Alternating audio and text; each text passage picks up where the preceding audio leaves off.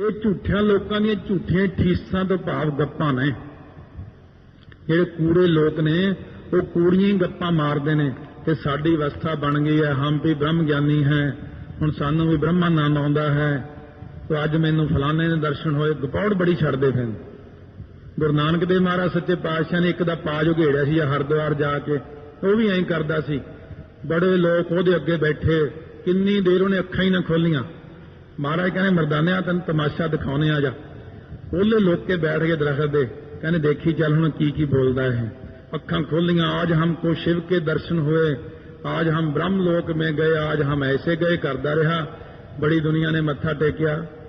तो उस वक्त गुरु नानक देव महाराज सच्चे पातशाह उठ के ਉਹਦੇ ਕੋਲ आ गए, ਕਹਿੰਦੇ ਤੁਸੀਂ ਤਾਂ ਬੜੇ ਪਹੁੰਚੇ ਹੋਏ ਹੋ, ਤੁਸੀਂ ਤਾਂ शिव लोक ਦੀਆਂ ਗੱਲਾਂ ਕਰਦੇ ਹੋ, ब्रह्म लोक ਦੀਆਂ ਗੱਲਾਂ ਕਰਦੇ ਹੋ, ਬੜੀ ਪਹੁੰਚੀ ਹਸਤੀ ਹੋ। ਫਿਰ ਮਹਾਰਾਜ ਸੱਚੇ ਪਾਤਸ਼ਾਹ ਨੇ ਉਹਦਾ ਪਾਜ ਉਘੇੜਿਆ, ਫਿਰ ਚਰਨੀ ਪੈ ਗਿਆ। ਮਹਾਰਾਜ ਕਹਿੰਦੇ ਕਿਉਂ ਦੁਨੀਆ ਨੂੰ ਠੱਗਦੇ ਹੋ, ਕਿਉਂ ਪਖੰਡ ਕਰਦੇ ਹੋ, ਆਪ ਵੀ ਸਿੱਧੇ ਰਾਹ ਲੱਗ ਤੇ ਲੋਕਾਂ ਨੂੰ ਵੀ ਲਾ। ਆਪ ਵੀ ਰਾਮ ਰਾਮ ਜਪਿਆ ਕਰ ਭਲਿਆ ਲੋਕਾਂ, ਤੇ ਲੋਕਾਂ ਨੂੰ ਵੀ ਰਾਮ ਰਾਮ ਜਪਣ ਲੱਗ। ਕਿਉਂ ਠੱਗਦਾ ਦੁਨੀਆ ਨੂੰ? ਇਸ ਕਰਕੇ ਗੁਰੂ ਨਾਨਕ ਦੇਵ ਜੀ ਨੇ ਕਈਆਂ ਦੇ ਭਾਂਡੇ ਫੋੜੇ ਜਾ ਕੇ ਤੇ ਫਿਰ ਸਿੱਧੇ ਰਾਹ ਵੀ ਲਾਏ। ਮਹਾਰਾਜ ਕਹਿੰਦੇ ਨਾਨਕ ਨਦਰੀ ਪਾਈ ਹੈ। ਇਹ ਤਾਂ ਨਦਰ ਹੋ ਜੇ ਅਕਾਲ ਪੁਰਖ ਦੀ ਤਾਂ ਇਹੀ ਜੀ ਅਵਸਥਾ ਮਿਲਦੀ ਹੈ। 16 ਨੀਲ ਰੋਮ ਵਾਹਿਗੁਰੂ ਵਾਹਿਗੁਰੂ ਤਾਂ ਕਹਿੰਦੇ ਨੇ ਜੇ ਉਹਦੀ ਕਿਰਪਾ ਹੋ ਜੇ। ਝੂਠਿਆਂ ਲੋਕਾਂ ਦੀਆਂ ਤਾਂ ਝੂਠੀਆਂ ਗੱਲਾਂ, ਝੂਠੀਆਂ ਗੱਪਾਂ ਨੇ, ਉਹਨਾਂ ਦੇ ਮਗਰ ਨਾ ਲੱਗੋ। ਕਿਸੇ ਮੰਗਰ ਲੱਗਣ ਦੀ ਲੋੜ ਨਹੀਂ। ਕਲਯੁਗ ਦੇ ਵਿੱਚ ਸਿਵਾਏ ਗੁਰੂ ਗ੍ਰੰਥ ਸਾਹਿਬ ਦੇ ਕੋਈ ਹੋਰ ਇਹਨਾਂ ਤੋਂ ਉੱਤੇ ਨਹੀਂ। ਬਸ ਜਿਨ੍ਹਾਂ ਨੇ ਗੁਰੂ ਗ੍ਰੰਥ ਸਾਹਿਬ ਦੇ ਉੱਤੇ ਯਕੀਨ ਕਰ ਲਿਆ, ਇਹਨਾਂ ਨੂੰ ਨਿਰੰਕਾਰ ਰੂਪ ਜਾਣ ਕੇ ਮੱਥਾ ਟੇਕ ਲਿਆ। ਗੁਰੂ ਗ੍ਰੰਥ ਸਾਹਿਬ ਦੀ ਇੱਕ ਇੱਕ ਪੰਕਤੀ ਸਾਨੂੰ ਰਸਤਾ ਵਿਖਾਉਂਦੀ ਆ, ਗੁਰਮਤਿ ਦਾ ਮਾਰਗ ਦੱਸਦੀ। ਬਸ ਇਸੇ ਤੋਂ ਉੱਤੇ ਹੋਰ ਕੁਝ ਨਹੀਂ ਆਪਣੇ ਪਾਸ। ਸਭ ਕੁਝ ਜੋ ਕੁਝ ਹੈ ਸੋ ਵਾਹਿਗੁਰੂ ਮੰਤਰ ਵਿੱਚ ਹੀ ਹੈ, ਜੋ ਕੁਝ ਹੈ ਸੋ ਮੂਲ ਮੰਤਰ ਵਿੱਚ ਹੈ। ਤਾਂ ਕਮਾਈ ਦੀ ਲੋੜ ਹੈ, ਬਸ ਆਪਣਾ ਅਭਿਆਸ ਨਹੀਂ ਹੈ। ਜੇ ਆਪਣੀ ਕਿਤੇ ਇਹੋ ਜਿਹੀ ਸੁਭ ਇੱਛਾ ਬਣ ਜੇ ਕਿ ਮਹਾਰਾਜ ਮੇਰੀਆਂ ਵੀ ਇੱਕ ਜ਼ੁਬਾਨ ਤੋਂ ਬਣਾ ਦਿਓ, ਲੱਖਾਂ ਕਰੋੜਾਂ ਅਰਬਾਂ ਖਰਬਾਂ ਜ਼ੁਬਾਨਾਂ ਬਣਾ ਦਿਓ, ਤਾਂ ਮੈਂ ਵੀ ਆਪਦੇ ਨਾਮ ਜਪ ਕੇ ਆਨੰਦ ਪ੍ਰਾਪਤ ਕਰ ਸਕਾਂ। ਆਪਾਂ ਵੀ ਬੇਨਤੀ ਕਰੀਏ ਕਿ ਮਹਾਰਾਜ ਸਾਡਾ ਵੀ ਰੋਮ ਰੋਮ ਤੁਹਾਡਾ ਨਾਮ ਜਪੇ। ਵਾਹਿਗੁਰੂ ਵਾਹਿਗੁਰੂ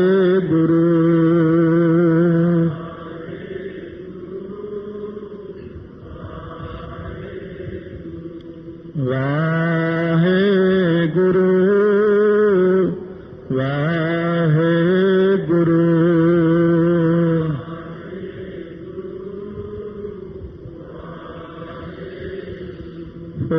ਸਤਿਗੁਰੂ ਕਹਿੰਦੇ ਨਾਨਕ ਨਦਰੀ ਪਾਈ ਹੈ, ਕੂੜੀ ਕੂੜਾ ਠੀਸ। ਝੂਠੇ ਲੋਕਾਂ ਦੀਆਂ ਝੂਠੀਆਂ ਗੱਪਾਂ ਤੇ ਜਿਹੜੇ ਲੋਕ ਐਵੇਂ ਰੀਸਾਂ ਕਰਦੇ ਫਿਰਦੇ। ਭਗਤ ਕਬੀਰ ਜੀ ਦੀ ਰੀਸ ਕਰ ਲਈ ਜੱਟ, ਕਹਿਣ ਲੱਗਿਆ ਬਈ ਮੈਂ ਵੀ ਕਬੀਰ ਬਣ ਜਾਂਦਾ, ਦੇਖਾਂ ਕੀ ਕੀ ਕਰਦਾ, ਉਹੋ ਜਿਹਾ ਕੁਝ ਮੈਂ ਕਰ ਲਵਾਂਗਾ। ਲੁਕ ਛਿਪ ਕੇ ਜੱਟ ਨੇ ਦੇਖਿਆ ਕਬੀਰ ਕੀ ਕੀ ਕਿਰਿਆ ਕਰਦਾ। ਤਾਂ ਕੱਲ ਵੀ ਆਪਾਂ ਸੁਣਿਆ ਸੀ ਨਾ, ਸੁਣ ਗੱਲਾਂ ਆਕਾਸ਼ ਕੀ ਕੀਟਾ ਆਈ ਰੀਸ। ਵੱਡਿਆਂ ਪੁਰਸ਼ਾਂ ਦੀਆਂ ਗੱਲਾਂ ਸੁਣ ਕੇ ਕੀੜਿਆਂ ਨੂੰ ਰੀਸ ਆ ਗਈ, ਜੱਟ ਨੂੰ ਵੀ ਰੀਸ ਆ ਗਈ ਕਬੀਰ ਬਣਨ ਦੀ। ਕਬੀਰ ਜੀ ਅੰਤਰਜਾਮੀ, ਉਹਨਾਂ ਨੂੰ ਪਤਾ ਲੋਕੇ ਦੇਖਦਾ, ਇਹਨੂੰ ਸਿਖਾਈਏ ਸਬਕ। ਕਬੀਰ ਜੀ ਦੇ ਤਾਂ ਪਰਿਵਾਰ ਹੀ ਸਾਰਾ ਆਗਿਆਕਾਰੀ ਹੈ, ਜੋ ਮਰਜ਼ੀ ਕਹਿ ਦੇਣ। ਕਬੀਰ ਜੀ ਆਵਾਜ਼ ਮਾਰਦੇ, ਲੋਈ ਬਾਹਰੋਂ ਮਿੱਟੀ ਪੱਟ ਕੇ ਲਿਆ। ਸਤ ਬਚਨ ਜੀ, ਉਹਨੇ ਨਹੀਂ ਪੁੱਛਣਾ ਕੀ ਕਰਨੀ ਹੈ, ਇਹਨੂੰ ਕੁੱਟ ਦੇ ਥਾਪੀ ਨਾਲ, ਕੁੱਟ ਤੇ ਹੋਰ ਬਰੀਕ ਕਰਦੇ, ਹੋਰ ਬਰੀਕ ਕਰਦੇ। ਇਹਨੂੰ ਚੁੰਨੀ ਲੈ ਕੇ ਕੱਪੜ ਛਾਣ ਕਰਦੇ, ਕੱਪੜ ਛਾਣ ਕਰ ਦਿੱਤੀ। ਹੁਣ ਕੀ ਕਰਾਂ? ਕਹਿੰਦੇ ਦੇਸੀ ਘਿਓ ਹੈ? ਕਹਿੰਦੇ ਹਾਂ, ਇਹਦੇ ਚ ਪਾ ਕੇ ਨਾ ਕੋਠੇ ਤੇ ਲਿਪ ਕੇ ਆਇਆ, ਲੇਪ ਬਣਾ ਕੇ। ਕਹਿੰਦੇ ਕਿਉਂ ਜੀ? ਅੱਗੇ ਕਿਉਂ ਜੀ ਤਾਂ ਨਹੀਂ ਕਹਿੰਦੇ, ਕਹਿੰਦੇ ਕਿਉਂਕਿ ਬਰਸਾਤ ਆਉਣ ਵਾਲੀ ਹੈ, ਅਸਮਾਨ ਵਿੱਚ ਤਾਂ ਕੋਈ ਬੱਦਲ ਵੀ ਹੈ ਨਹੀਂ। ਪਰ ਉਹਨਾਂ ਨੇ ਤਾਂ ਸਤ ਬਚਨ ਹੀ ਕਹਿਣਾ ਸਿੱਖਿਆ ਹੋਇਆ। ਜੱਟ ਕਹਿੰਦਾ ਅੱਛਾ ਇਹ ਤਰੀਕਾ ਹੈ ਕਬੀਰ ਬਣਨ ਦਾ। ਕਹਿੰਦਾ ਮੈਂ ਵੀ ਘਰੇ ਜਾ ਕੇ ਇਹੀ ਕਰਦਾ। ਸੁਣ ਗੱਲਾਂ ਆਕਾਸ਼ ਕੀ ਕੀਤਾ ਆਈ ਰੀਸ, ਨਾਨਕ ਨਦਰੀ ਪਾਈ ਹੈ, ਕੂੜੀ ਕੂੜਾ ਠੀਸ। ਹੁਣ ਝੂਠਿਆਂ ਲੋਕਾਂ ਦੀਆਂ ਝੂਠੀਆਂ ਗੱਪਾਂ ਨੇ। ਹੁਣ ਜਾ ਕੇ ਕਹਿਣ ਲੱਗਿਆ ਵੀ ਆਪਣੀ ਪਤਨੀ ਨੂੰ, ਕਹਿੰਦੇ ਬਾਹਰੋਂ ਮਿੱਟੀ ਲਿਆਓ ਪੱਟ ਕੇ। ਉਹ ਕਹਿੰਦੀ ਕੀ ਮਿੱਟੀ ਸਿਰ 'ਚ ਮਾਰਨੀ, ਮਿੱਟੀ ਆਪਾਂ ਕੀ ਕਰਨੀ ਹੈ? ਉਹ ਕਹਿੰਦਾ ਤੁਸੀਂ ਸਤ ਬਚਨ ਤਾਂ ਕਹੋ, ਫਿਰ ਦੇਖੋ ਆਪਣੀ ਕਿੰਨੀ ਚੜ੍ਹਦੀ ਕਲਾ ਹੁੰਦੀ ਹੈ। ਉਹ ਕਹਿੰਦੇ ਚੱਲ ਲੈ ਆਉਣੀ ਹੈ। ਕੁੱਟਤੀ ਮਿੱਟੀ, ਕਹਿੰਦੇ ਕੱਪੜ ਛਾਣ ਕਰੋ। ਥੋੜਾ ਜਿਹਾ ਸੋਚਣ ਲੱਗ ਪਈ, ਇਹ ਪੁੱਠੀਆਂ ਗੱਲਾਂ ਕਿਉਂ ਕਰਨ ਲੱਗ ਪਿਆ। ਕਹਿੰਦੇ ਹੁਣ ਸਵਾਮੀ ਜੀ ਕੀ ਕਰੀਏ? ਕਹਿੰਦੇ ਬਰਸਾਤ ਆ ਰਹੀ ਹੈ, ਉੱਤੇ ਦੇਖੋ ਬੱਦਲ ਆ ਰਿਹਾ ਹੈ, ਇਹ 'ਚ ਦੇਸੀ ਘਿਓ ਪਾਓ। ਉਹ ਕਹਿੰਦੇ ਦੇਸੀ ਘਿਓ ਤਾਂ ਖਾਣ ਨੂੰ ਨਹੀਂ ਮਿਲਦਾ, ਤੁਸੀਂ ਮਿੱਟੀ 'ਚ ਪਵਾਈ ਜਾਂਦੇ ਹੋ। ਜਾ ਕੇ ਆਪਣੇ ਲੜਕਿਆਂ ਨੂੰ ਕਹਿਣ ਲੱਗੀ ਤੁਹਾਡੇ ਪਿਤਾ ਦੇ ਨਾ ਦਿਮਾਗ 'ਚ ਨੁਕਸ ਪੈ ਗਏ, ਇਹਨੂੰ ਬੰਨ੍ਹ ਲਓ ਸੰਗਲਾਂ ਨਾਲ, ਕਿਉਂਕਿ ਇਹ ਕਹਿੰਦਾ ਵੀ ਮਿੱਟੀ 'ਚ ਦੇਸੀ ਘਿਓ ਪਾਉਣਾ। ਉਹਨੂੰ ਬੰਨ੍ਹ ਲਿਆ ਸੰਗਲਾਂ ਨਾਲ। ਕਿੰਨੇ ਦਿਨ ਉਹ ਸੰਗਲਾਂ ਨਾਲ ਬੰਨ੍ਹਿਆ ਰਿਹਾ। ਉਹ ਕਹੇ ਮੈਂ ਪਾਗਲ ਨਹੀਂ ਆ, ਉਹ ਕਹਿੰਦੇ ਤੂੰ ਪਾਗਲ ਹੈ, ਮਿੱਟੀ 'ਚ ਕੌਣ ਦੇਸੀ ਘਿਓ ਪਾਉਂਦਾ, ਬੱਦਲ ਕਿੱਥੇ ਨੇ ਅਸਮਾਨ 'ਚ ਜਿਹੜਾ ਤੂੰ ਕਹਿੰਦਾ ਬੱਦਲ ਹੈ। ਹੁਣ ਕਬੀਰ ਜੀ ਤੁਰੇ ਫਿਰਦੇ ਉੱਥੇ ਪਹੁੰਚ ਗਏ, ਜਾ ਦੇਖਿਆ ਜਾ ਕੇ, ਕਹਿੰਦੇ ਵੀ ਆ ਆਪਣੇ ਪਿਤਾ ਨੂੰ ਬੰਨਿਆ। ਕਹਿੰਦੇ ਜੀ ਇਹਦੇ ਦਿਮਾਗ 'ਚ ਨੁਕਸ ਪੈ ਗਿਆ ਤਾਂ ਬੰਨਿਆ। ਕਬੀਰ ਜੀ ਕਹਿੰਦੇ ਇਹਨੂੰ ਕੋਈ ਨੁਕਸ ਨਹੀਂ, ਇਹਨੂੰ ਖੋਲ ਦਿਓ। ਕਹਿੰਦੇ ਕਿ ਇਹ ਤਾਂ ਮੇਰੀ ਰੀਸ ਕਰਦਾ। ਫਿਰ ਕਬੀਰ ਜੀ ਨੇ ਸਾਰੀ ਗੱਲ ਦੱਸੀ। ਕਹਿੰਦੇ ਅਸਲ ਵਿੱਚ ਭਾਈ ਜਿਹੜੀ ਬਖਸ਼ਿਸ਼ ਹੁੰਦੀ ਹੈ ਉਹ ਤਾਂ ਨਦਰੀ ਪਾਈ ਹੈ, ਜੇ ਅਕਾਲ ਪੁਰਖ ਦੀ ਨਦਰ ਹੋ ਜਾਵੇ ਤਾਂ ਬਖਸ਼ਿਸ਼ ਮਿਲਦੀ ਹੈ। ਕਹਿੰਦੇ ਇਹ ਜਿਹੇ ਲੋਕ ਜਿਹੜੇ ਕੀੜਿਆਂ ਵਾਂਗੂ ਸਾਡੀ ਰੀਸਾਂ ਕਰਦੇ ਨੇ, ਬ੍ਰਹਮ ਗਿਆਨੀ ਨਕਲੀ ਬਣਦੇ ਨੇ, ਇਹਨਾਂ ਨੂੰ ਕੁਝ ਨਹੀਂ ਮਿਲਦਾ। ਸੋ ਮਹਾਰਾਜ ਕਿਰਪਾ ਕਰਕੇ ਹੁਣ ਦੱਸੋ, ਸ਼ੁਭ ਇੱਛਾ ਸ਼ੁਭ ਵਿਚਾਰਨਾ ਦੂਸਰੀ ਜਿਹੜੀ ਹੈ ਬੰਦੇ ਦੇ ਅੰਦਰ ਸ੍ਰੇਸ਼ਟ ਵਿਚਾਰਾਂ ਪੈਦਾ ਹੋ ਜਾਣੀਆਂ। ਪਹਿਲਾਂ ਤਾਂ ਸ਼ੁਭ ਇੱਛਾ ਹੀ ਬਣੀ ਸੀ, ਹੁਣ ਹੌਲੀ ਹੌਲੀ ਸੰਗਤ ਕਰਦਿਆਂ ਕਰਦਿਆਂ ਸ਼ੁਭ ਵਿਚਾਰਨਾ ਵੀ ਮੈਂ ਕੌਣ ਆ, ਮੈਂ ਕਿੱਥੋਂ ਆਇਆ ਹਾਂ, ਮਰ ਕੇ ਅਸੀਂ ਕਿੱਥੇ ਚਲੇ ਜਾਂਦੇ ਹਾਂ, ਪਿੱਛੋਂ ਮੇਰੇ ਕਿਹੜੇ ਜਨਮ ਸਨ, ਹੁਣ ਮੈਨੂੰ ਕੀ ਕਰਨਾ ਚਾਹੀਦਾ ਹੈ, ਮੈਂ ਆਤਮਾ ਹਾਂ ਜਾਂ ਮੈਂ ਸਰੀਰ ਹਾਂ, ਮੈਂ ਮਨ ਹਾਂ ਜਾਂ ਬੁੱਧੀ ਹਾਂ। ਜਦੋਂ ਇਹੋ ਜਿਹੇ ਵਿਚਾਰ ਮਨ ਦੇ ਅੰਦਰ ਆਉਣ ਲੱਗ ਜਾਣ, ਇਹਨੂੰ ਕਹਿੰਦੇ ਨੇ ਸ਼ੁਭ ਵਿਚਾਰਨਾ। ਇਹ ਬ੍ਰਹਮ ਗਿਆਨ ਦੀ ਦੂਸਰੀ ਭੂਮਿਕਾ ਹੈ। ਜਦੋਂ ਸ਼ੁਭ ਵਿਚਾਰਨਾ ਆਉਣ ਲੱਗ ਜਾਂਦੀ ਹੈ, ਸੰਪਤ ਉਪਾਸ਼ਨਾ ਵਿੱਚ ਦੋ ਚੀਜ਼ਾਂ ਇਕੱਠੀਆਂ ਹੀ ਚੱਲਦੀਆਂ। ਸ਼ੁਭ ਇੱਛਾ ਸ਼ੁਭ ਵਿਚਾਰਨਾ ਤਾਂ ਦੂਸਰੀ ਹੈ ਨਾ, ਤਾਂ ਪਹਿਲਾਂ ਉਪਾਸ਼ਨਾ ਆਈ ਸੀ, ਉਹ ਵੀ ਨਾਲ ਹੀ ਹੈ। ਤੇ ਪਹਿਲੀ ਪੌੜੀ ਵਿੱਚ ਆਪਾਂ ਉਪਾਸ਼ਨਾ ਸੁਣੀ ਹੈ, ਜਿਹੜਾ ਇਹ ਰੱਬ ਤੋਂ ਮੰਗਦੇ ਆ ਕਿ ਇੱਕ ਦੂਜੀ ਬਾ ਲੱਖ ਹੋਏ, ਉਪਾਸ਼ਨਾ ਹੈ। ਸੋ ਉਪਾਸ਼ਨਾ ਦੇ ਨਾਲ ਨਾਲ ਫਿਰ ਅਕਾਲ ਪੁਰਖ ਵਾਹਿਗੁਰੂ ਤੋਂ ਇਹ ਵੀ ਮੰਗਦੇ ਆ ਕਿ ਸਾਨੂੰ ਕਮਾਈ ਕਰਨ ਦਾ ਬਲ ਬਖਸ਼ੋ। ਤਾਂ ਦੂਸਰੀ ਚੀਜ਼ ਨਾਲੇ ਵੀ ਮੰਗੀ ਹੈ ਕਿ ਕਮਾਈ। ਤੀਸਰਾ ਇਹ ਵੀ ਪੁੱਛਦੇ ਨੇ ਸਿੱਧ ਕਿ ਮਹਾਰਾਜ ਇਹ ਜੀਵ ਸੁਤੰਤਰ ਹੈ ਕਿ ਜਾਂ ਪਤੰਤਰ ਹੈ, ਆਜ਼ਾਦ ਹੈ ਇਹ ਜੀਵ, ਕਰ ਸਕਦਾ ਆਪਣੇ ਆਪ ਕੁਝ। ਮਹਾਰਾਜ ਕਹਿੰਦੇ ਭਾਈ ਇਹ ਆਪਣੇ ਆਪ ਜੀਵ ਕੁਝ ਨਹੀਂ ਕਰ ਸਕਦਾ।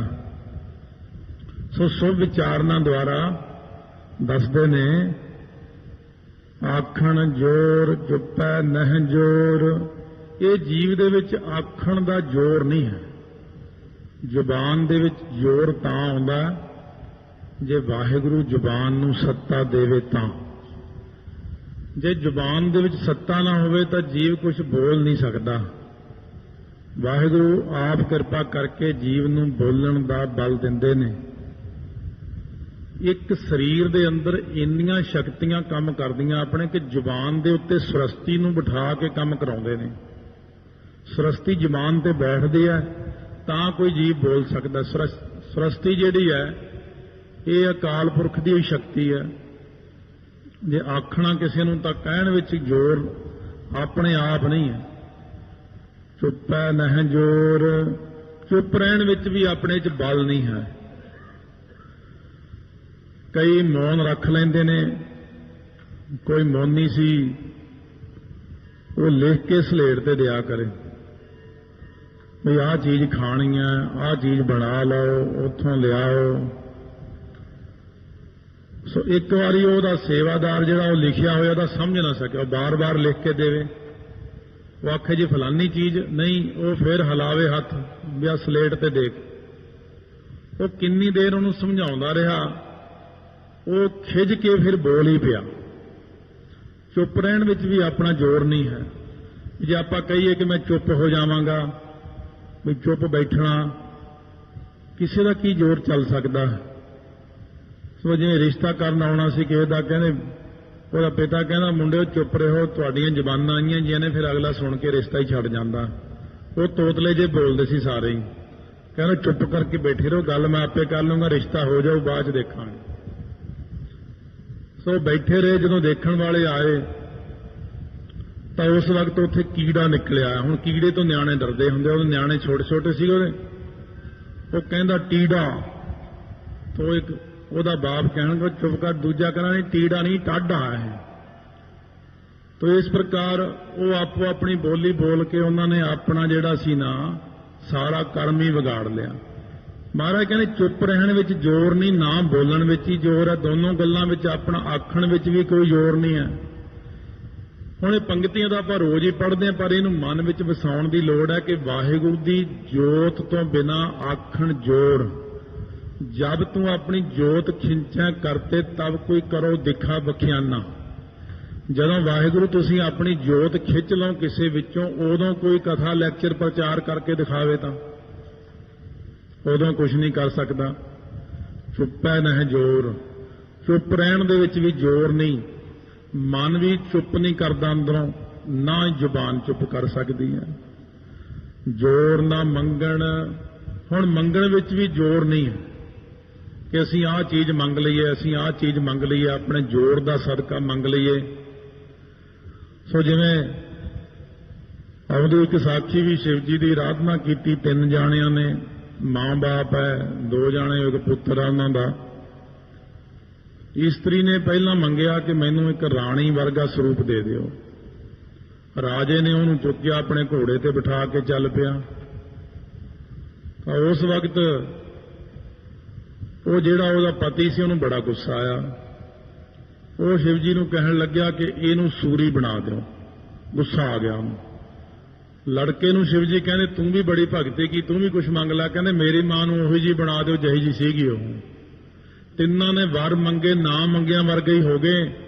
ਜ਼ੋਰ ਨਾ ਮੰਗਣ, ਮੰਗਣ ਦਾ ਵੀ ਕਿਸੇ ਵਿੱਚ ਬਲ ਨਹੀਂ। ਜਦੋਂ ਮੱਧ ਤੇ ਕੈਟਵ ਜਿਹੜੇ ਸਾਰਿਆਂ ਨਾਲੋਂ ਪਹਿਲਾਂ ਸ੍ਰਿਸ਼ਟੀ ਤੇ ਦੈਂਤ ਹੋਏ ਨੇ ਨਾ, ਜਦ ਇਹ ਦੈਂਤ 5000 ਵਰਾ ਵਿਸ਼ਨੂੰ ਨਾਲ ਜੰਗ ਹੁੰਦਾ ਰਿਹਾ ਇਹਨਾਂ ਦਾ, ਇਹ ਹਾਰੇ ਨਾ ਇੱਕ ਦੂਜੇ ਤੋਂ। ਫਿਰ ਪਰਮੇਸ਼ਰ ਅੱਗੇ ਬੇਨਤੀ ਕੀਤੀ ਕਿ ਮਹਾਰਾਜ ਇਹ ਤਾਂ ਤੁਸੀਂ ਉਹ ਹਰਾ ਸਕਦੇ ਹੋ, ਕੋਈ ਤਰੀਕਾ ਦੱਸੋ ਸਾਨੂੰ। ਸਾਰੇ ਦੇਵਤੇ ਇਕੱਠੇ ਹੋ ਗਏ। ਪਰਮੇਸ਼ਰ ਨੇ ਆਕਾਸ਼ਵਾਣੀ ਰਾਹੀਂ ਕਿਹਾ, ਕਹਿੰਦੇ ਇਉਂ ਕਰੋ, ਉਹ ਜੰਗ ਕਰ ਕਰਕੇ ਨਾ ਤੇਰੇ ਨਾਲ ਪੂਰੇ ਖੁਸ਼ ਹੋ ਜਾਣਗੇ। ਇਸ ਗੱਲ ਤੇ ਵੀ ਬੜਾ ਬਹਾਦਰ ਹੈ, ਸਾਡੇ ਨਾਲ ਕੋਈ ਜੰਗ ਕਰਨ ਵਾਲਾ ਤਾਂ ਹੈ। ਫਿਰ ਉਹ ਇਹ ਕਹਿਣਗੇ ਵਰ ਮੰਗ। ਕਹਿੰਦੇ ਉਹ ਸਰਸਤੀ ਮੈਂ ਉਹਨਾਂ ਦੀ ਜ਼ੁਬਾਨ ਤੇ ਬਿਠਾ ਦਊਂਗਾ, ਉਹ ਆਪੇ ਹੀ ਕਹਿਣਗੇ ਵਰ ਮੰਗ। ਤਾਂ ਤੁਸੀਂ ਇਹ ਕਹੋ ਕਿ ਸਾਨੂੰ ਆਪਣੇ ਸਿਰ ਦੇ ਦਿਓ ਦੋਵੇਂ ਜਾਣੇ। ਸੋ ਇਸ ਕਰਕੇ ਉਹਨਾਂ ਨੇ ਜਿਹੜਾ ਸੀ ਨਾ ਐਸਾ ਮੰਗ ਲਿਆ ਕਿ ਉਸ ਵਕਤ ਸਿਰ ਮੰਗਣ ਕਰਕੇ ਸਾਰੀ ਸ੍ਰਿਸ਼ਟੀ ਦਾ ਦੁੱਖਾਂ ਤੋਂ ਛੁਟਕਾਰਾ ਕਰਾਇਆ। ਜ਼ੋਰ ਨਾ ਮੰਗਣ, ਮੰਗਣ ਵਿੱਚ ਵੀ ਆਪਣਾ ਜ਼ੋਰ ਨਹੀਂ ਹੈ। ਕਈ ਵਾਰ ਆਪਣੇ ਮੂੰਹ ਵਿੱਚੋਂ ਪੁੱਠੀ ਗੱਲ ਹੀ ਨਿਕਲ ਜਾਂਦੀ ਹੈ। ਸੋ ਇਸ ਕਰਕੇ ਜਦੋਂ ਇਹਨੇ ਵੀ ਬੜੀ ਆਰਾਧਨਾ ਕੀਤੀ ਕੁੰਭਕਰਨ ਨੇ, ਕਹਿੰਦਾ ਜੀ ਮੈਨੂੰ ਸਰਸਤੀ ਨੂੰ ਕਹਿਣ ਲੱਗਿਆ ਮੈਂ ਵਰ ਮੰਗਣਾ। ਕਹਿੰਦੇ ਮੰਗ ਵੀ ਜਲਦੀ ਮੰਗ। ਸਰਸਤੀ ਦੀ ਜ਼ੁਬਾਨ ਤੇ ਬੈਠੀ ਸੀ, ਸਰਸਤੀ ਨੇ ਪੁੱਠੀ ਗੱਲ ਕਹਾਤੀ। ਇਹਨੇ ਕਹਿਣਾ ਤਾਂ ਸੀ 6 ਮਹੀਨੇ ਜਾਗਾਂ ਤੇ 1 ਦਿਨ ਸੌਵਾਂ, ਤੇ ਪੁੱਠੀ ਗੱਲ ਕਰ ਗਿਆ। ਕਹਿੰਦਾ 6 ਮਹੀਨੇ ਸੌਵਾਂ 1 ਦਿਨ ਜਾਗਾਂ, ਛੇਤੀ ਨਾਲ। ਉਹ ਕਹਿੰਦੇ ਜਲਦੀ ਕਰ ਵਰ ਮੰਗ। ਉਹ ਕਹਿੰਦੇ 6 ਮਹੀਨੇ ਸੌਵਾਂ 1 ਦਿਨ ਜਾਗਾਂ, ਪੁੱਠੀ ਗੱਲ ਆ ਗਿਆ। ਇਸ ਕਰਕੇ ਮਹਾਰਾਜ ਕਹਿੰਦੇ ਜੇ ਤੁਸੀਂ ਆਖੋ ਮੰਗਣ ਵਿੱਚ ਵੀ ਤੁਹਾਡਾ ਕੋਈ ਜ਼ੋਰ ਹੈ, ਮੰਗਣ ਵਿੱਚ ਵੀ ਆਪਣਾ ਕੋਈ ਜ਼ੋਰ ਨਹੀਂ ਹੈ। ਸ਼੍ਰੀ ਚੰਦ ਜੀ ਨੇ ਜਦੋਂ ਅਰਦਾਸ ਕੀਤੀ, ਗੁਰੂ ਨਾਨਕ ਦੇਵ ਜੀ ਜਦੋਂ ਅਲੋਪ ਹੋ ਗਏ ਅੰਤਮ ਸਮੇਂ ਤੇ, ਅਕਾਲ ਪੁਰਖ ਅੱਗੇ ਬੇਨਤੀ ਕੀਤੀ ਕਿ 1 ਘੜੀਆਂ ਇਹ ਗੁਰੂ ਨਾਨਕ ਦੇਵ ਜੀ ਦਰਸ਼ਨ ਬਖਸ਼ੋ, 1 ਘੜੀ ਦਰਸ਼ਨ ਦਿਓ। ਮਹਾਰਾਜ ਗੁਰੂ ਨਾਨਕ ਦੇਵ ਜੀ ਕਹਿੰਦੇ ਹੁਣ ਤਾਂ ਭਾਵੇਂ 1000 ਸਾਲ ਮੰਗ ਲੈਂਦੇ ਤਾਂ ਵੀ ਅਸੀਂ 1000 ਸਾਲ ਲਈ ਰਹਿ ਜਾਣਾ ਸੀ, ਪਰ ਜ਼ੋਰ ਨਾ ਮੰਗਣ। ਮੰਗਣ ਵਿੱਚ ਕਿਸੇ ਦਾ ਜ਼ੋਰ ਨਹੀਂ, ਕਿਸੇ ਵੀ ਗੱਲ ਵਿੱਚ। ਦੇਣ ਨਾ ਜ਼ੋਰ, ਫਿਰ ਦਾਤ ਦੇਣ ਵਿੱਚ ਜ਼ੋਰ ਨਹੀਂ, ਕੋਈ ਚੀਜ਼ ਦੇਣ ਵਿੱਚ ਵੀ ਆਪਣਾ ਜ਼ੋਰ ਨਹੀਂ ਕਿ ਆਪਾਂ ਕੋਈ ਚੀਜ਼ ਦੇ ਸਕੀਏ ਜਾਂ ਕੋਈ ਦਾਨ ਕਰ ਸਕੀਏ ਕਿ ਮੈਂ ਆਹ ਚੀਜ਼ ਦੇ ਦਿਆਂ ਜਾਂ ਆਹ ਨਾ ਦੇਵਾਂ। ਇਹ ਵੀ ਅਕਾਲ ਪੁਰਖ ਦੇ ਹੱਥ ਵੱਸ ਹੀ ਹੈ। ਕੁਝ ਦੇਣਾ ਜਾਂ ਕੁਝ ਲੈਣਾ ਜਾਂ ਕੁਝ ਬੋਲਣਾ ਜਾਂ ਕੁਝ ਮੰਗਣਾ, ਚੁੱਪ ਰਹਿਣਾ, ਇਹ ਸਾਰਿਆਂ ਵਿੱਚ ਆਪਣਾ ਕੋਈ ਜ਼ੋਰ ਨਹੀਂ। ਵਾਹਿਗੁਰੂ ਅਕਾਲ ਪੁਰਖ ਦੇ ਹੁਕਮ ਅਨੁਸਾਰ ਹੀ ਜੀਵ ਦਾਤਾਂ ਅੱਗੇ ਦਾਨ ਦਿੰਦਾ ਹੈ। ਜ਼ੋਰ ਨਾ ਜੀਵਨ, ਫਿਰ ਜਿਉਣ ਵਿੱਚ ਸਾਡਾ ਜ਼ੋਰ ਨਹੀਂ ਕਿ ਅਸੀਂ ਆਪਣੇ ਆਪ ਜਿਉਣ ਲਈਏ, ਲੱਖ ਯਤਨ ਕਰ ਲਈਏ। ਅਫਲਾਤੂ ਵਰਗਿਆਂ ਨੇ ਲੱਖ ਯਤਨ ਕੀਤੇ, ਰਹਿ ਨਾ ਸਕੇ। ਹਰਨਾਕਸ਼ ਨੇ 8 ਵਾਰ ਮੰਗੇ, ਰਾਵਣ ਨੇ ਵੀ ਵਰ ਮੰਗੇ ਕਿ ਮੈਂ ਮਰਾਂ ਨਾ। ਹਰਨਾਕਸ਼ ਨੇ ਵੀ ਇਹੀ ਵਰ ਮੰਗੇ, ਰਾਵਣ ਨੇ ਵੀ ਮੰਗੇ, ਪਰ ਮਰ ਫੇਰ ਦੋਵੇਂ ਗਏ। ਇਸ ਕਰਕੇ ਮਹਾਰਾਜ ਕਹਿੰਦੇ ਜਿਉਣ ਵਿੱਚ ਆਪਣੇ ਜ਼ੋਰ ਨਹੀਂ ਕਿ ਮੈਂ ਜ਼ੋਰ ਨਾਲ ਜਿਉਂ ਲਵਾਂਗਾ ਦੁਨੀਆ ਦੇ ਅੰਦਰ, ਉਹ ਤਾਂ ਜਦੋਂ ਸਮਾਂ ਆਉਣਾ ਉਦੋਂ ਚਲੇ ਹੀ ਜਾਣਾ। ਮਰਨ ਨਹੀਂ ਜ਼ੋਰ, ਫਿਰ ਮਰਨ ਵਿੱਚ ਵੀ ਆਪਣਾ ਜ਼ੋਰ ਨਹੀਂ। ਜਦੋਂ ਬਿਆਸਾ ਜੀ, ਇਹ ਬਿਆਸ ਦੇ ਪੁੱਤਰ ਮਰ ਗਏ ਜਾ ਕੇ, ਸੋ ਇਸ ਪ੍ਰਕਾਰ ਇਹ ਫਾਹੀ ਲੈਣ ਲੱਗਿਆ। ਸਤਲੁਜ ਦਰਿਆ ਨੇ ਛਲ ਮਾਰੀ, ਬਿਆਸ ਦਰਿਆ ਨੇ ਛਲ ਮਾਰ ਕੇ ਦੀ ਫਾਹੀ ਤੋੜੀ। ਸਤਲੁਜ ਵਿੱਚ ਛਾਲ ਮਾਰੀ ਇਹਨੇ ਜੋ ਡੁੱਬਣ ਵਾਸਤੇ, ਤਾਂ 100 ਧਾਰਾ ਹੋ ਕੇ ਵਗ ਪਿਆ। ਉਹ ਕਹਿੰਦਾ ਮੈਂ ਡੁੱਬਣਾ ਨਹੀਂ, ਕਿਉਂ ਮੈਂ ਕਿਸੇ ਰਿਸ਼ੀ ਨੂੰ ਡੋਬ ਕੇ ਮੈਂ ਦੋਸ਼ੀ ਬਣਨਾ। ਦਰਿਆ ਵੀ ਨਹੀਂ ਨਾ ਡੋਬਦੇ ਹੈ। ਭਗਤੀ ਵਾਲਿਆਂ ਨੂੰ ਕੋਈ ਜੇ ਭਗਤੀ ਵਾਲਾ ਕਿ ਮੈਂ ਮਰਨਾ ਨਹੀਂ ਮਾਰਦਾ ਉਹਨੂੰ, ਕਹਿੰਦਾ ਮੈਂ ਆਪਣੇ ਸਿਰ ਤੇ ਕਿਉਂ ਜੁੰਮਾ ਲਵਾਂ। ਇਸ ਕਰਕੇ ਮਹਾਰਾਜ ਕਹਿੰਦੇ ਮਰਨ ਨਹੀਂ ਜ਼ੋਰ। ਮਰਨ ਵਿੱਚ ਵੀ ਆਪਣਾ ਜ਼ੋਰ ਨਹੀਂ। ਜਿੰਨਾ ਮਰਜ਼ੀ ਕੋਈ ਯਤਨ ਕਰ ਲੈ ਕਿ ਮੈਂ ਮਰ ਜਾਣਾ, ਮੈਂ ਮਰ ਜਾਣਾ, ਨਹੀਂ ਮਰਦਾ। ਜਦ ਤੱਕ ਤਾਂ ਹੁਕਮ ਹੀ ਨਹੀਂ ਅਕਾਲ ਪੁਰਖ ਦਾ, ਉਦੋਂ ਤੱਕ ਤੂੰ ਕਿਵੇਂ ਮਰ ਸਕਦਾ। ਜ਼ਹਿਰ ਹੀ ਨਕਲੀ ਨਿਕਲ ਜਾਂਦੀ ਹੈ ਜੇ ਨਹੀਂ ਮਰਨਾ। ਯਤਨ ਲੱਖ ਕਰੇ ਨਹੀਂ ਮਰਦਾ। ਜ਼ੋਰ ਨਾ ਰਾਜ ਮਾਲ ਮਨ ਸੋਰ। ਮਨ ਦਾ ਸ਼ੋਰ ਹੀ ਹੈ, ਰੌਲਾ ਹੀ ਹੈ ਕਿ ਮੈਂ ਰਾਜ ਲੈ ਲੈਣਾ, ਮੈਂ ਮਾਲ ਇਕੱਠਾ ਕਰ ਲੈਣਾ, ਮੈਂ ਧਨ ਮਾਲ ਇਕੱਠਾ ਕਰ ਲੈਣਾ। ਇੰਦਰ ਦੇਵਤੇ ਨੂੰ ਕਈ ਵਾਰੀ ਦੈਂਤਾਂ ਨੇ ਕੁੱਟ ਕੇ ਕੱਢਿਆ ਸਵਰਗ ਚੋਂ, ਫਿਰ ਕਬਜ਼ਾ ਕਰ ਲੈਂਦੇ ਨੇ ਉੱਥੇ ਜਾ ਕੇ। ਉਹ ਰਾਜ ਵਿੱਚ ਕਿਹਦਾ ਜ਼ੋਰ ਹੈ? ਕਿਸੇ ਦਾ ਜ਼ੋਰ ਨਹੀਂ ਹੈ। ਮਾਲ ਵਿੱਚ ਕਿਹਦਾ ਜ਼ੋਰ ਹੈ? ਮਾਲ ਧਨ ਕਿਤ ਕੂ ਸੰਜਿਆਹੀ। ਮਹਾਰਾਜ ਕਹਿੰਦੇ ਇਹਨੂੰ ਕਿੱਥੇ ਇਕੱਠਾ ਕਰੀ ਜਾਣਾ ਵੀ ਮੈਂ ਇੰਨੇ ਇਕੱਠੇ ਕਰ ਲਵਾਂਗਾ। ਕਾਰੂ ਬਾਦਸ਼ਾਹ ਨੇ ਜਿਉਂ ਦੁਨੀਆ 'ਚ ਇਕੱਠੇ ਕਰਨੇ ਸ਼ੁਰੂ ਕੀਤੇ ਪੈਸੇ, ਇੱਕ ਘਰ ਵਿੱਚ 1 ਰੁਪਈਆ ਵੀ ਨਹੀਂ ਛੱਡਿਆ ਉਹਨੇ। ਪੂਰੀ ਦੁਨੀਆ 'ਚ ਆਪਣੀ ਪਰਜਾ ਲੁੱਟ ਕੇ ਸਾਰੇ ਪੈਸੇ ਇਕੱਠੇ ਕਰਕੇ 45 ਗੰਜ ਜੋੜ ਲਏ। ਜੋੜਦਿਆਂ ਹੁਣ ਆਪਣੀ ਲੜਕੀ ਜਿਹੜੀ ਸੀ ਉਹ ਚੌਂਕ 'ਚ ਖੜਾ ਕੇ ਐਲਾਨ ਕਰ ਦਿੱਤਾ ਕਿ ਜਿਹੜਾ 1 ਰੁਪਈਆ ਚਾਂਦੀ ਦਾ ਕਿਤੋਂ ਵੀ ਲਿਆ ਕੇ ਦਊਗਾ, ਆਪਣੀ ਲੜਕੀ ਦੀ ਸ਼ਾਦੀ ਉਹਦੇ ਨਾਲ ਕਰੂੰ ਤੇ ਅੱਧਾ ਰਾਜ ਦਊਂਗਾ। ਤਾਂ ਲਾਲਚ ਦੇਣਾ ਸੀ।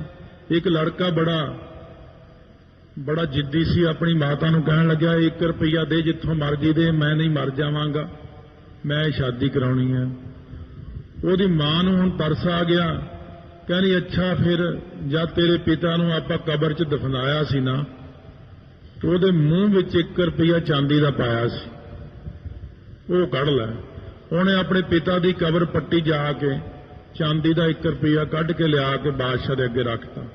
ਲਓ ਬਾਦਸ਼ਾਹ, ਆਹ ਲਓ ਰੁਪਈਆ ਤੇ ਆਹ ਲੜਕੀ ਦੀ ਸ਼ਾਦੀ ਮੇਰਾ। ਕਹਿੰਦਾ ਉਹ ਕਿੱਥੋਂ ਲਿਆਇਆ? ਫਿਰ ਉਹਨੇ ਸਿਪਾਹੀਆਂ ਨੇ ਫੜ ਕੇ ਕੁੱਟਿਆ, ਕਿੱਥੋਂ ਲਿਆਇਆ ਦੱਸ। ਕਹਿੰਦਾ ਮੇਰੇ ਪਿਤਾ ਦੀ ਕਬਰ ਦੇ ਵਿੱਚ ਉਹਦੇ ਮੂੰਹ 'ਚ ਮਰਨ ਲੱਗਿਆ ਪਾਇਆ। ਕਾਰੂ ਕਹਿੰਦਾ ਇਹਨੂੰ ਸਿੱਟੋ ਜੇਲ੍ਹ 'ਚ, ਇਹਨੂੰ ਤਾਂ ਸਿੱਟੋ ਜੇਲ੍ਹ 'ਚ, ਜਿੰਨੀਆਂ ਕਬਰਾਂ ਨੇ ਸਾਰੀਆਂ ਪੱਟ ਲਓ। ਸਾਰੀਆਂ ਕਬਰਾਂ ਦੇ ਮੂੰਹਾਂ ਵਿੱਚੋਂ ਰੁਪਈਏ ਕੱਢ ਲਏ। ਜਦੋਂ ਅੰਤ ਹੋ ਗਿਆ ਨਾ, ਅੱਤ ਦਾ ਤੇ ਰੱਬ ਦਾ ਸ਼ੁਰੂ ਤੋਂ ਵੈਰ ਹੈ। ਫਿਰ ਅੰਤ ਨੂੰ ਗੁਰੂ ਨਾਨਕ ਦੇਵ ਜੀ ਮਹਾਰਾਜ ਪਹੁੰਚ ਗਏ। ਕਹਿੰਦੇ ਉਹ ਬਚਾਈਏ ਇਹਨਾਂ ਲੋਕਾਂ ਨੂੰ, ਇਹ ਤਾਂ ਲੁੱਟ ਖਾ ਗਿਆ, ਤਾਂ ਭੁੱਖੇ ਮਾਰਦੇ ਸ੍ਰਿਸ਼ਟੀ ਨੂੰ। ਤਾਂ ਗੁਰੂ ਨਾਨਕ ਦੇਵ ਜੀ ਨੇ ਜਾ ਕੇ ਕਾਰੂ ਨੂੰ ਸਿੱਖਿਆ ਐਸੀ ਦਿੱਤੀ ਕਿ ਦਮੜਾ ਉਸੀ ਕਾ ਜੋ ਖਰਚੇ ਅਰ ਖਾਏ। ਕਿਆ ਤੂੰ ਜਮਾ ਕਰੀ ਜਾਂਦਾ ਦਮੜੇ, ਲੋਕਾਂ ਤੋਂ ਖੋਈ ਜਾਂਦਾ, ਇਹ ਨਾਲ ਜਾਣੀਆਂ। ਤਾਂ ਜਾ ਕੇ ਕਿਤੇ ਕਾਰੂ ਨੇ ਫਿਰ ਸਾਰੇ ਜਿੰਨੇ ਲੁੱਟੇ ਹੋਏ ਪੈਸੇ ਸੀ ਵਾਪਸ ਬਣਤੇ। ਮਹਾਰਾਜ ਕਹਿੰਦੇ ਇਉਂ ਜ਼ੋਰ ਨਾ ਰਾਜ ਮਾਲ, ਇਉਂ ਕਿਸੇ ਦਾ ਜ਼ੋਰ ਨਹੀਂ ਚੱਲਦਾ। ਮਨ ਦਾ ਰੌਲੇ ਕਿ ਮੈਂ ਇੰਨੇ ਇਕੱਠੇ ਕਰ ਲਵਾਂਗਾ, ਮੈਂ ਇੱਥੋਂ ਲਿਆਵਾਂਗਾ। ਜ਼ੋਰ ਨਾ ਸੁਰਤੀ ਗਿਆਨ ਵਿਚਾਰ। ਨਾ ਆਪਣੇ 'ਚ ਇਹ ਜ਼ੋਰ ਹੈ ਕਿ ਆਪਾਂ ਸੁਰਤੀਆਂ, ਵੇਦਾਂ ਦੀਆਂ ਸੁਰਤੀਆਂ ਪੜ੍ਹ ਸਕੀਏ ਜਾਂ ਸੁਰਤੀ ਨੂੰ ਲਾ ਸਕੀਏ। ਸੁਰਤੀ ਸ੍ਰੇਸ਼ਟ ਪ੍ਰੀਤੀ ਨੂੰ ਵੀ ਕਹਿੰਦੇ ਆ। ਨਾ ਆਪਾਂ ਸ੍ਰੇਸ਼ਟ ਪ੍ਰੀਤੀ ਪੈਦਾ ਕਰ ਸਕੀਏ, ਨਾ ਆਪਾਂ ਇਹ ਕਹਿੰਦੇ ਕਿ ਮੇਰੇ 'ਚ ਜ਼ੋਰ ਹੈ ਮੈਂ ਗਿਆਨ ਦੀ ਵਿਚਾਰ ਕਰ ਸਕਦਾ, ਗਿਆਨ ਦੁਆਰਾ ਵਿਚਾਰ ਕੋਈ ਕਰ ਸਕਦੇ। ਇਹ ਵੀ ਜ਼ੋਰ ਨਹੀਂ ਆਪਣੀ ਸੁਰਤੀ ਵਿੱਚ। ਕਈਆਂ ਦੀ ਤਾਂ ਇੰਨੀ ਸੁਰਤੀ ਨਹੀਂ ਕੰਮ ਕਰਦੀ ਹੁੰਦੀ ਕਿ ਉਹ ਗਿਆਨ ਦੀ ਵਿਚਾਰ ਕਰ ਸਕਣ। ਇਹ ਗਿਆਨ ਦੀ ਵਿਚਾਰ ਵੀ ਸਤਿਗੁਰੂ ਜੀ ਕਿਸੇ ਕਿਸੇ ਨੂੰ ਬਖਸ਼ਿਸ਼ ਕਰਦੇ ਨੇ। ਸ਼ਬਦ ਦੀ ਵਿਚਾਰ ਸਾਰਿਆਂ ਨੂੰ ਸੁਝਦੀ ਨਹੀਂ ਹੈ। ਸਤਿਗੁਰੂ ਮਹਾਰਾਜ ਕਹਿੰਦੇ ਇਹ ਤਾਂ ਸਾਡੀ ਕਿਰਪਾ ਨਾਲ ਹੀ ਸਾਰਾ ਕੁਝ ਹੁੰਦਾ। ਬਿਨਾਂ ਕਿਰਪਾ ਤੋਂ ਕੋਈ ਕੁਝ ਨਹੀਂ ਬੋਲ ਸਕਦਾ। ਸਭ ਕੁਝ ਕਿਰਪਾ ਨਾਲ ਆਪ ਹੀ ਕਰਵਾਈ ਜਾਂਦੇ ਨੇ, ਆਪ ਹੀ ਕਰੀ ਜਾਂਦੇ ਨੇ। ਜੋਰ ਨਾ ਜੁਗਤੀ ਛੋਟਾ ਸੰਸਾਰ, ਪਹਿਲਾਂ ਸੀਗਾ ਮਰਨ ਨਹਿ ਜੋਰ, ਹੁਣ ਕਹਿੰਦੇ ਜੋਰ ਨਾ ਜੁਗਤੀ ਛੋਟਾ ਸੰਸਾਰ। ਇਹ ਦੇਖਣ ਨੂੰ ਦੋਨੋਂ ਪੰਕਤੀਆਂ ਇੱਕੋ ਜਿਹੀਆਂ ਲੱਗਦੀਆਂ ਨੇ, ਪਰ ਇੱਥੇ ਕਹਿੰਦੇ ਨੇ ਜੋਰ ਨਹੀਂ ਆਪਣੇ ਵਿੱਚ ਕਿ ਕਿਸੇ ਜੁਗਤੀ ਨਾਲ ਸੰਸਾਰ ਦੇ ਬੰਧਨਾਂ ਤੋਂ ਛੁੱਟ ਜਾਈਏ ਆਪਾਂ। ਜਿਹੜੇ ਬੰਧਨ ਮਾਤ ਪਿਤਾ ਸੰਸਾਰ ਬੰਧਨ ਸੁਧ ਕੰਨਿਆ ਔਰ ਨਾਰ ਬੰਧਨ ਕਰਮ ਧਰਮ ਹਉ ਕੀਆ, ਇਹ ਜਿੰਨੇ ਵੀ ਆਪਾਂ ਨੂੰ ਬੰਧਨ ਪਏ ਹੋਏ ਨੇ, ਇਹ ਕਿਸੇ ਵੀ ਜੁਗਤੀ ਨਾਲ ਜੇ ਕੋਈ ਕਹੇ ਬੰਦਾ ਮੈਂ ਮਾਇਆ ਤੋਂ ਛੁੱਟ ਜਾਵਾਂਗਾ, ਮੈਂ ਕਲਯੁਗ ਤੋਂ ਛੁੱਟ ਜਾਵਾਂਗਾ, ਮੈਂ ਬੰਧਨਾਂ ਤੋਂ ਨਿਕਲ ਕੇ ਪਾਸੇ ਹੋ ਜਾਵਾਂਗਾ, ਇਹ ਤਾਂ ਸਿਰਫ ਸਤਿਗੁਰੂ ਹੀ ਬੰਧਨ ਕੱਟ ਸਕਦੇ ਨੇ। ਸਤਿਗੁਰ ਸਿੱਖ ਕੇ ਬੰਧਨ ਕੱਟ ਹੈ, ਗੁਰ ਕਾ ਸਿੱਖ ਵਿਕਾਰ ਤੇ ਹਟ ਹੈ। ਸਤਿਗੁਰੂ ਹੀ ਕਿਰਪਾ ਕਰਕੇ ਸਾਰੇ ਬੰਧਨ ਕੱਟ ਦੇਣ ਤਾਂ ਕੱਟ ਦੇਣ, ਨਹੀਂ ਤਾਂ ਕੋਈ ਬੰਧਨ ਕੱਟ ਹੀ ਨਹੀਂ ਸਕਦਾ। ਮਹਾਰਾਜ ਆਪ ਕਹਿੰਦੇ ਨੇ ਗੁਰ ਕਾ ਸ਼ਬਦ ਰਖਵਾਰੇ ਚੌਕੀ ਚੌਗਿਰਦ ਹਮਾਰੇ, ਰਾਮ ਨਾਮ ਮਨ ਲਾਗਾ ਜਮਲ ਜਾਏ ਕਰ ਭਾਗਾ। ਪ੍ਰਭੂ ਜੀ ਤੂੰ ਮੇਰੋ ਸੁਖ ਦਾਤਾ, ਬੰਧਨ ਕਾਟ ਕਰੇ ਮਨ ਨਿਰਮਲ, ਪੂਰਨ ਪੁਰਖ ਵਿਧਾਤਾ।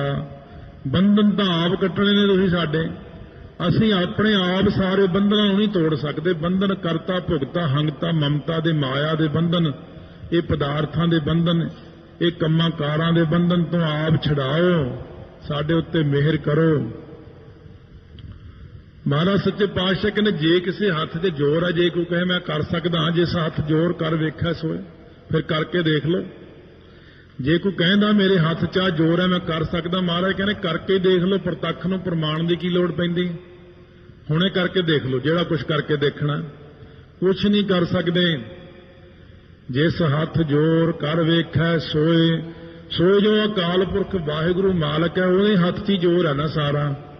ਉਹੀ ਕਰ ਕਰ ਵੇਖਿਆ ਕੀਤਾ ਆਪਣਾ ਜਿਵ ਤਿਸ ਦੀ ਵਡਿਆਈ, ਉਹੀ ਕਰ ਕਰਕੇ ਵੇਖਦੇ ਨੇ। ਆਪਾਂ ਕੁਛ ਨਹੀਂ ਕਰ ਸਕਦੇ, ਆਪਣੇ ਹੱਥ 'ਚ ਕੋਈ ਜ਼ੋਰ ਨਹੀਂ, ਜ਼ੁਬਾਨ ਵਿੱਚ ਕੋਈ ਜ਼ੋਰ ਨਹੀਂ, ਅੱਖਾਂ ਵਿੱਚ ਉਹਦੇ ਜੋਤ ਤੋਂ ਬਿਨਾਂ ਕੋਈ ਜ਼ੋਰ ਨਹੀਂ, ਕੰਨਾਂ ਵਿੱਚ ਕੋਈ ਜ਼ੋਰ ਨਹੀਂ ਉਹਦੀ ਜੋਤ ਤੋਂ ਬਿਨਾਂ, ਹੱਥਾਂ ਵਿੱਚ ਕੋਈ ਜ਼ੋਰ। ਨਮੋ ਪਾਨ ਪਾਨੇ, ਮਹਾਰਾਜ ਕਹਿੰਦੇ ਨਮੋ ਨਮਸਕਾਰ ਹੈ ਪਾਨ, ਹੱਥਾਂ ਦੇ ਵਿੱਚ ਵੀ ਹੱਥ ਰੂਪ ਹੋ ਕੇ ਵਰਤ ਰਿਹਾ ਤੂੰ। ਹੱਥ ਦੇਖਣ ਨੂੰ ਐਵੇਂ ਹੀ ਲੱਗਦੇ ਨੇ, ਆਹ ਜਿਹੜੇ ਹੱਥ ਆਪਣੇ ਹਿਲਦੇ ਨੇ, ਇਹਨਾਂ ਦੇ ਵਿੱਚ ਜਿਹੜੀ ਸੱਤਾ ਕੰਮ ਕਰਦੀ ਉਹ ਹੱਥਾਂ ਨੂੰ ਹਿਲਾਉਂਦੀ ਹੈ। ਉਸ ਸ਼ਕਤੀ ਨੂੰ ਕਹਿੰਦੇ ਨਮੋ ਪਾਨ ਪਾਨੇ। ਆ ਜਦੋਂ ਮਹਾਰਾਜ ਨੇ ਲਿਖਿਆ ਨਮੋ ਸੂਰਜ ਸੂਰਜੇ, ਇੱਕ ਬਜ਼ੁਰਗ ਕਹਿੰਦਾ ਬਈ ਮਹਾਰਾਜ 10ਵੇਂ ਪਾਤਸ਼ਾਹ ਤਾਂ ਸੂਰਜ ਨੂੰ ਵੀ ਮੱਥਾ ਟੇਕਿਆ। ਮੈਂ ਕਿਹਾ ਕਿੱਥੇ ਟੇਕਿਆ? ਕਹਿੰਦਾ ਜਾਪ ਸਾਹਿਬ ਜੀ ਲਿਖਿਆ ਨਮੋ ਸੂਰਜ ਸੂਰਜੇ। ਮੈਂ ਕਿਹਾ ਤੇਰੀ ਬਾਪੂ ਉਮਰ ਤੇ ਹੋ ਗਈ 80 ਸਾਲ, ਤੈਨੂੰ ਸਮਝ ਤੇ ਆਈ ਨਹੀਂ ਅਜੇ ਤੱਕ। ਸਿੱਖਾਂ ਦੇ ਘਰ ਤੋਂ ਜਨਮ ਲਿਆ, ਜਾਪ ਸਾਹਿਬ ਦੇ ਅਰਥ ਤੈਨੂੰ ਆਉਂਦੇ ਨਹੀਂਗੇ।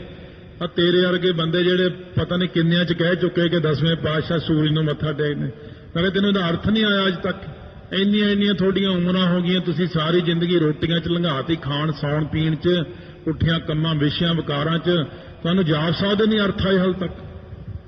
ਕਹਿੰਦਾ ਕੀ ਭਾਵ? ਮੈਂ ਕਿਹਾ ਨਮੋ ਸੂਰਜ ਸੂਰਜੇ, ਉਹ ਜਿਹੜਾ ਸੂਰਜ ਦੇ ਵਿੱਚ ਸੂਰਜ ਨੂੰ ਸ਼ਕਤੀ ਦੇਣ ਵਾਲੀ ਜੋਤ ਨੂੰ ਨਮਸਕਾਰ ਕੀ। ਮਹਾਰਾਜ ਤਾਂ ਕਿਸੇ ਨੂੰ ਹੋਰ ਮੱਥਾ ਹੀ ਨਹੀਂ ਟੇਕਦੇ। ਮਹਾਰਾਜ ਕਹਿੰਦੇ ਮੈਂ ਤਾਂ ਸਿਰਫ ਤੇਰੀ ਜੋਤ ਨੂੰ ਹੀ ਮੱਥਾ ਟੇਕਦਾ, ਚਾਹੇ ਉਹ ਕੀੜੀ ਵਿੱਚ ਹੈ, ਚਾਹੇ ਉਹ ਬੰਦੇ ਵਿੱਚ ਹੈ, ਚਾਹੇ ਉਹ ਆਕਾਸ਼ ਵਿੱਚ ਹੈ, ਚਾਹੇ ਉਹ ਚੰਦਰਮਾ ਤਾਰਿਆਂ ਵਿੱਚ ਹੈ। ਮਹਾਰਾਜ ਧੰਨ ਹੈ ਤੇਰੀ ਜੋਤ ਜਿਹੜੀ ਤਾਰਿਆਂ ਨੂੰ ਪ੍ਰਕਾਸ਼ ਦਿੰਦੀ ਹੈ, ਚੰਦਰਮਾ ਨੂੰ ਪ੍ਰਕਾਸ਼ ਦਿੰਦੀ ਹੈ, ਅੱਖਾਂ ਨੂੰ ਪ੍ਰਕਾਸ਼ ਦਿੰਦੀ ਹੈ, ਬੁੱਧੀ ਨੂੰ ਪ੍ਰਕਾਸ਼ ਦਿੰਦੀ ਹੈ। ਮੈਂ ਤੇ ਕਹਿੰਦਾ ਜੋਤ ਨੂੰ ਮੰਨਦਾ, ਤਾਂ ਜਾ ਕੇ ਕਿਤੇ ਸਮਝ ਪੈਂਦੀ ਮਹਾਰਾਜ ਦੇ। ਜੇ ਜਾਪ ਸਾਹਿਬ ਦੇ ਅਰਥ ਸੁਣਾਂਗੇ ਤਾਂ ਬਹੁਤੀਆਂ ਗਲਤ ਫਹਿਮੀਆਂ ਦੂਰ ਹੋਣਗੀਆਂ ਆਪਣੀਆਂ। ਨਾਨਕ ਉੱਤਮ ਨੀਚ ਨਾ ਕੋਏ, ਮਹਾਰਾਜ ਕਹਿੰਦੇ ਨੇ ਹੁਕਮੀ ਉੱਤਮ ਨੀਚ, ਹੁਕਮ ਲਿਖ ਦੁੱਖ ਸੁਖ ਪਾਈਆ। ਉਹਦੇ ਹੁਕਮ ਵਿੱਚ ਹੀ ਉੱਤਮ ਬੰਦਾ ਨੀਚ ਬਣਦਾ, ਨੀਚ ਉੱਤਮ ਬਣਦਾ।